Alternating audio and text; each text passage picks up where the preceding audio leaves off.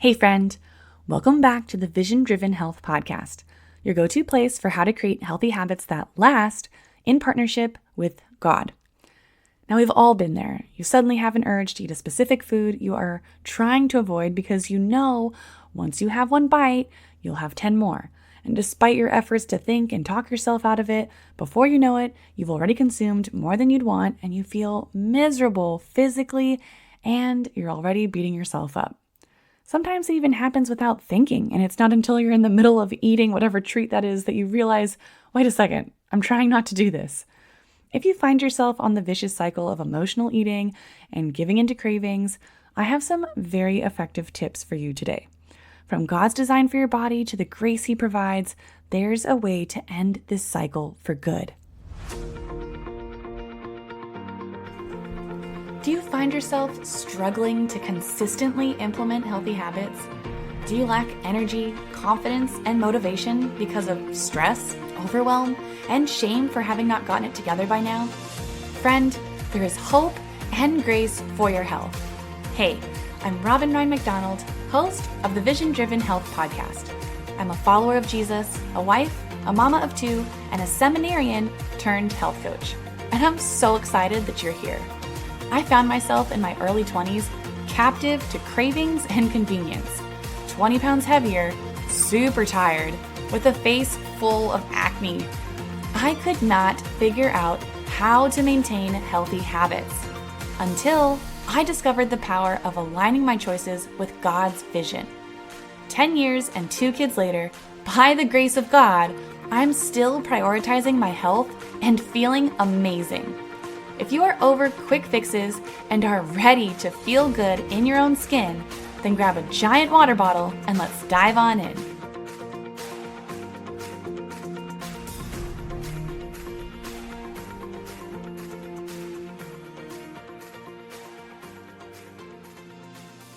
In today's episode, I will get into a few things that have to do with nutrition and what to eat.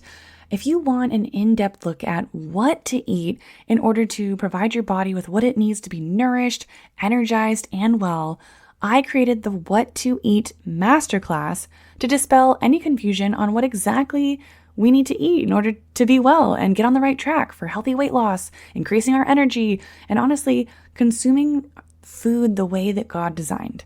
You can get 15% off this class at visiondrivenhealth.com/whattoeat by using code LISTENER15. You can also get the link in the show notes.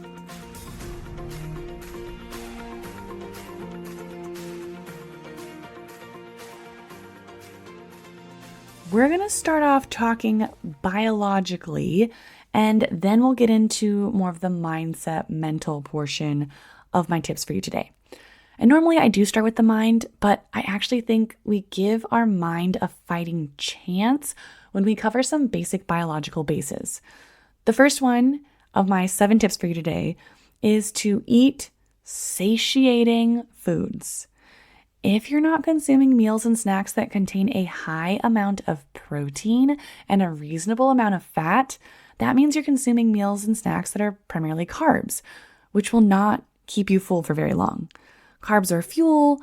We need some carbs. There's a debate on how much we should be consuming, but at the end of the day, if what you're eating is primarily carbs, they burn up quick. And if you ensure you're consuming a good amount of protein and fat, then those 2 macros actually will slow down how fast you use the energy from your food and can even slow down the impact of carbs, leaving you full longer. And also that helps prevent a high blood sugar spike, which when we do have those high blood sugar spikes, inevitably we end up being led into a crash where cravings and poor eating decisions are more prevalent. Examples of meals that are high in protein. So having eggs and avocado in your breakfast lineup is pretty significant for getting both protein and healthy fats. Cottage cheese or Greek yogurt can be also great breakfast options. Some people think this is weird, but I'll tell you what we do every morning for breakfast. My boys love it, and honestly, I do too. So there are only 3 ingredients: bananas, eggs, and cottage cheese. So I mash the bananas, and then I mix in the eggs and cottage cheese. And so usually I do about 2 bananas and then 10 to 12 eggs for me and my 2 boys, and then about a quarter to a third cup of cottage cheese. Now, I know if you're in the United States, there's the whole egg situation. You're like, are you serious, Robin? You're having almost a dozen eggs every single day. We do have 17 chickens, and they do provide us with usually at least a dozen eggs a day. So that's how we're doing that. But then after I mix it all together, I cook it in butter in a pan, kind of like an omelet. And then so that it's not like scrambled eggs. I do it so that it kind of creates that consistent chunk of egg. And then I'll kind of cut it up into pie pieces and dish it out that way. Honestly, it tastes so good. The sweetness from the banana, I think, is what makes it desirable for my boys every single day. But the eggs and the cottage cheese provide a solid amount of protein and healthy fat. And my little boys, I mean, I'm telling you, they're 5 and 2. Why do I need to cook 10 to 12 eggs to just serve me and my 2 quote unquote babies? They eat a lot, and I need to feed them large meals so that they last at even just 2 hours before I need to give them another snack. So that's what we do. Lunch can be chicken salad, but not like lettuce with chicken, like that kind of salad. But what I mean is the shredded chicken that you mix with mayo, which I always use avocado oil-based mayo. And when you do find those, make sure it's only avocado oil and not like soybean oil or canola oil. But then I'll also do some lemon. I like to put dill and garlic in mine. I like to add celery. If I have grapes, I'll add grapes or apples. But and then I usually like to enjoy that with either in a bell pepper, or sometimes I'll make my own sourdough bread to have it with. I'll also do this a lot with salmon and make a salmon salad. That's super satiating. Any kind of like leftover meat that you have from dinner works really great. Or if you didn't have yogurt or cottage cheese for breakfast, they can also make great snacks for after lunch. Also like meat sticks, cheese sticks. I am a big fan of quality protein bars. I do like having things that I can take on the go. My favorite brand are the Odyssey bars. They're pretty high in protein. They don't have any more carbs than an apple, but they have a lot of fiber. So a good portion of the carbs are from fiber. And then they use good quality ingredients. And I also like that they have a whey protein option. Most quality protein bars are plant-based, and I just prefer whey. It's a bit more bioavailable, but I digress. I will put a link to the Odyssey bars in the show notes. But sometimes also a protein-packed smoothie with some nut butter and berries can be a satiating snack or meal if you play your cards right. And then for dinner, you want to make sure you've got a large portion of meat in your serving, or just in, what you've made overall. We do a lot of bunless burgers with sweet potatoes and a veggie. That was actually dinner tonight. We had asparagus with it. And I personally usually eat 2 burgers. My ravenous little boys usually have 1 to 1.5 burgers. I'm telling you, oh my gosh, they're going to be so big. We do a lot of chicken thighs. I do a lot of sweet potatoes and potatoes for kind of like the carb. Sometimes I'll do rice. Sometimes I'll do my sourdough bread. We do a lot of baby back ribs. I like making chili. I love doing stews. Anything that I can do in a crock pot is fantastic. Pulled pork, another crock pot item. Burrito bowls with shredded beef. You can also do chicken, but I really like it with the shredded beef. And then when it comes to dessert, I really try to keep it homemade, quality, and intentional. So even tonight we picked up some ice cream. It's grass-fed. I don't know how prevalent this brand would be across the country. It's actually a local brand here for me in Southern California. It's made in Santa Barbara, but it's called McConnell's. I love it. And so even though obviously I didn't make the ice cream, I know that's grass-fed ice cream. Still has a ton of sugar, so that's where the intentional piece comes in, and I just decide, all right, I'm going to have this much, quarter cup, half a cup, or whatever, and call it good. So that's what it looks like to consume satiating foods. Number 2, let's talk about nutrient-dense foods. I talk about this a lot, and while protein and fat are satiating and helpful, they are often also nutrient-dense, but you do want to make sure that the majority of your meal is nutrient-dense. You're like, okay, cool, nutrient-dense. What does that mean? Kind of what it sounds like. It's basically that the amount of nutrients in how much food you have is higher than not. So like a sandwich with potato chips is not very nutrient dense. You're eating primarily bread and potato chips, which has mostly carbs and then the inflammatory oils. Or like pasta without much meat or very little meat is not nutrient dense because it's also mostly carbs. And not to kind of like go down a list of things that aren't as nutrient dense. I'm not saying not to ever eat those foods, but what you really want to think about are whole foods. And honestly, it comes down to what God has provided and said, hey, this is what I've given you to eat. In Genesis 9, after Noah gets off the boat, God says, everything that lives and moves about will be food for you. Just as I gave you the green plants, I now give you everything. And then that gets dialed in Leviticus, the Levitical food laws are put in place, and God says, all right, like focus on these animals, not these ones. And if you look at which animals are to be eaten, which aren't to be eaten, you'll find that the ones that are not allowed are animals that could potentially carry diseases that honestly just aren't super healthy for you. And so God really gave them some more specific direction on what was both, well, maybe satiating, but certainly nutrient dense for them to consume. So when we eat nutrient dense foods, we are providing our body with the nutrients it needs. When we provide our body with the nutrients it needs, it actually often decreases our cravings, namely the ones that are driven by a nutrient deficiency. And when we eat primarily whole foods instead of processed food, we support our gut, which is very involved in the state of our emotions. The gut, which is a part of your microbiome, it's basically your digestive system.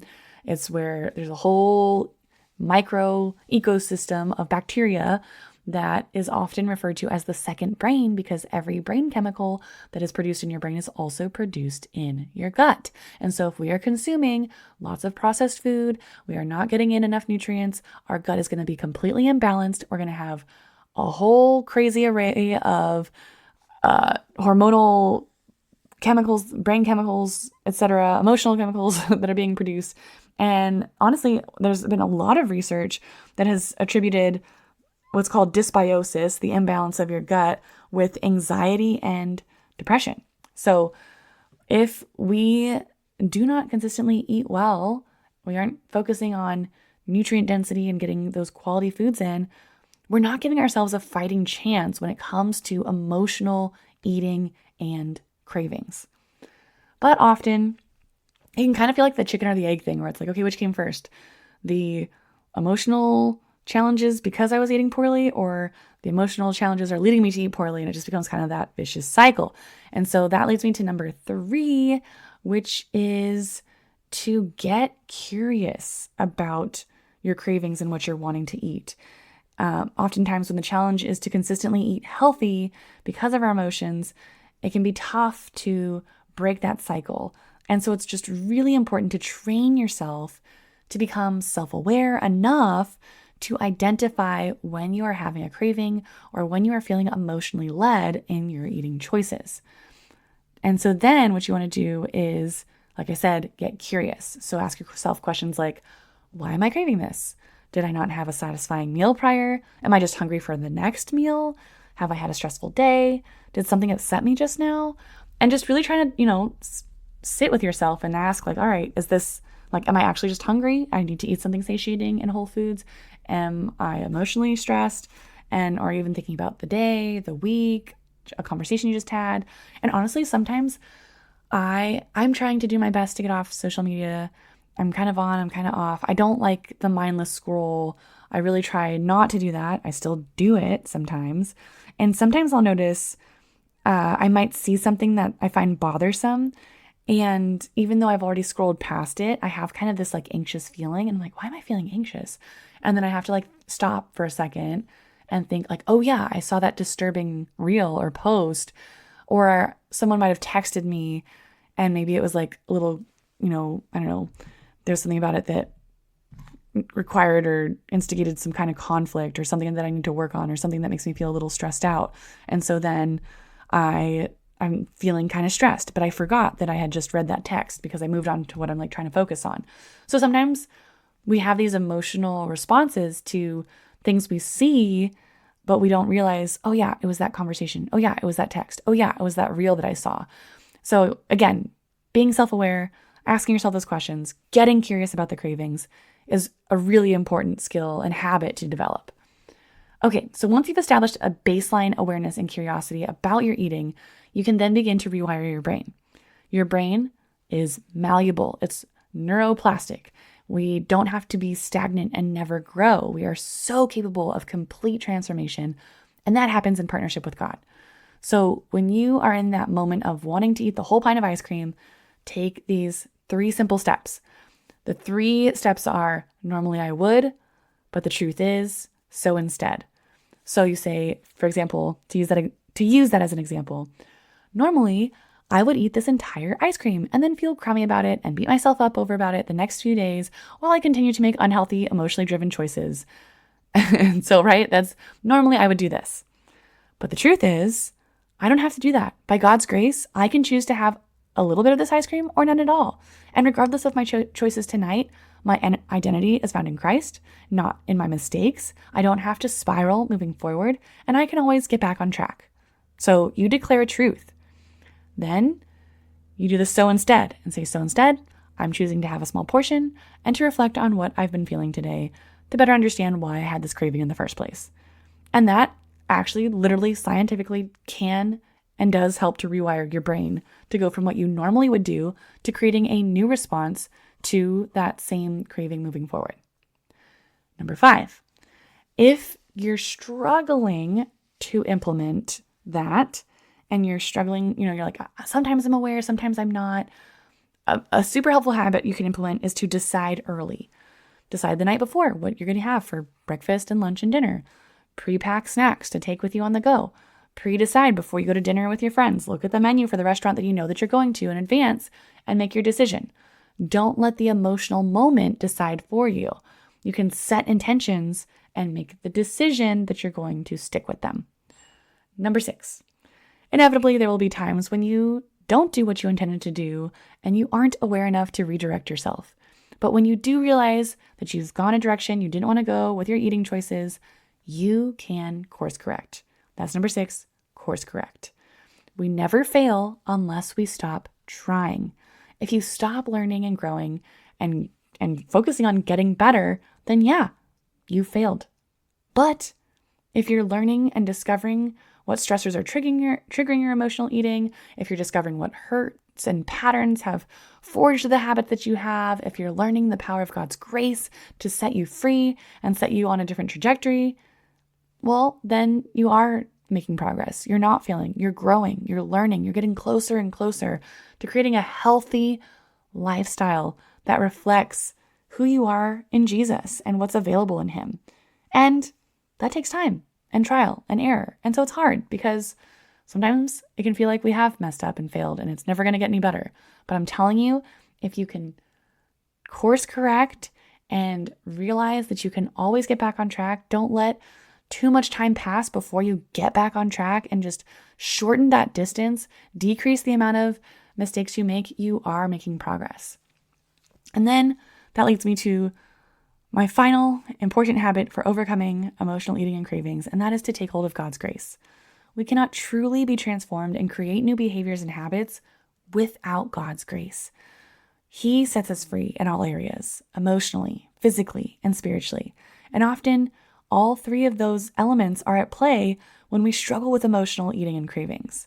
I do really encourage you to spend some time with God and talk to Him, because sometimes there's some trauma or some situation that you've had in the past that has brought you into this pattern of emotional eating or having certain cravings when, different, it's still kind of emotional eating when you're feeling a certain way. Let the Holy Spirit reveal those things to you. Maybe, it's just a matter of you feel like you don't have any willpower, and no matter how hard you try, you just continue to fall into the same old habits. Well, that's God's grace that can literally empower you and enable you to make different decisions. You are not captive to the patterns that you have had, even if they've been your whole life. The Holy Spirit is with you. And when we invite Him into this journey, when we invite Him into this process, He is so eager and willing to be a part of it. So I strongly encourage you to revisit this episode, take notes, ask God to show you what this process could look like for you, and invite Him to lead you and direct you into the healthy lifestyle you long to have. If you found value in this episode, please feel free to share it with a friend. You could even invite them to be on this journey with you. You guys can set some goals and intentions together. You can help keep each other accountable.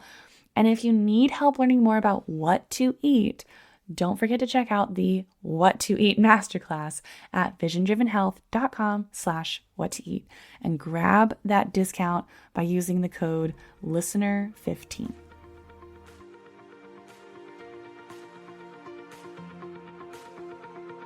Thank you so much for listening to the Vision Driven Health podcast today.